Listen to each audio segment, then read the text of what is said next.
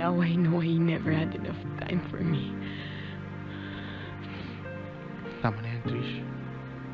Kanina ka pa iyak ng iyak eh.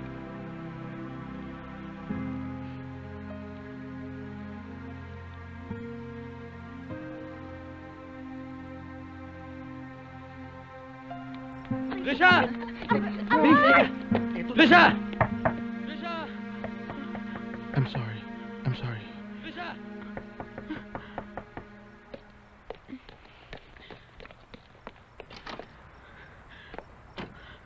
What are you doing here?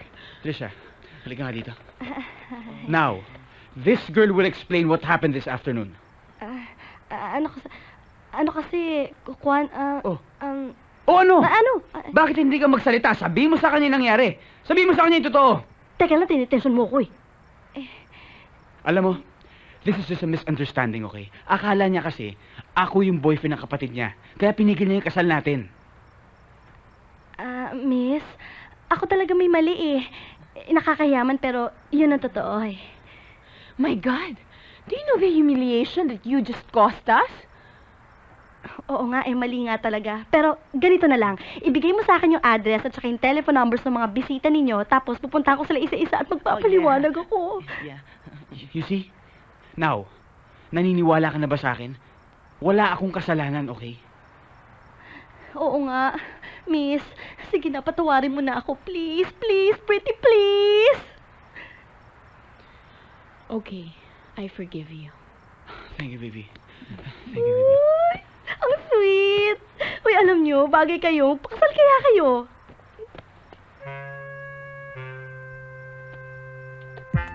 Ay, sorry. And now, all we have to do is reset the wedding. Okay? Wala ka talagang kupas. Honey!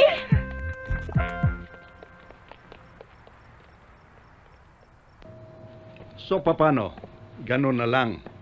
We will just reset the wedding pagkatapos sirain yung babaeng yan. Well, what do you want me to do? Idemanda mo.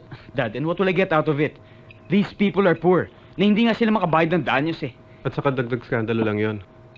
Eh, kailan uli ang kasal? Mga in a month's time ho. Inaayos lang namin yung schedule ng sponsors. By the way, where's Lolo? Umalis na. Doon na muna naman daw siya sa Cagayan. By the way, Fernando, have you gone over the contract that Mr. Alagao sent over? Yes, Dad. In fact, may nakita nga ako mga loopholes eh. I'll be discussing them tomorrow with Attorney Bernardo. Eh, mabuti naman pala't hindi natuloy ang kasal mo eh. Otherwise, you'd be on your honeymoon right now. Diyos ko, Nay. Akala ko ba naman makukulong na ako? Gusto ko itong kamatis. Hay nako, dapat ate sumigaw ka ng Darna. Parang yung ginagawa mo ng dati pag nahuhuli ka ni Aling Biring na namimitas ng santol sa kanila. Di ba sumisigaw ka lang ng, Darna! oo, tapos magugulat sa Aling Biring, di ba? Tapos tatakbo na ako. Kapag ginawa mo yon, hindi ka lang makukulong sa munti, kundi doon, sa mental. Teka muna, bakit ka naman makukulong? Wala ka namang ginawang krimen. Wala kang pinatay, wala kang ninakaw. Sinira mo nga lang yung kasalan. Ang batang to kasi, sugod ng sugod. Aba, malay ko ba? Akala ko yun ang low kay ate. Siyempre, pagtatagol ko naman si ate, no? Di ba? Di ba?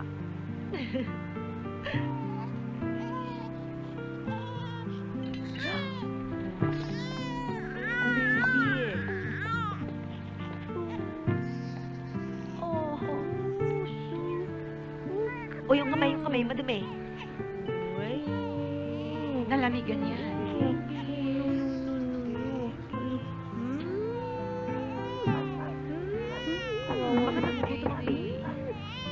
Ay, Pati, ikaw ang malapit sa pinto. Ikaw magbukas sa pintuan.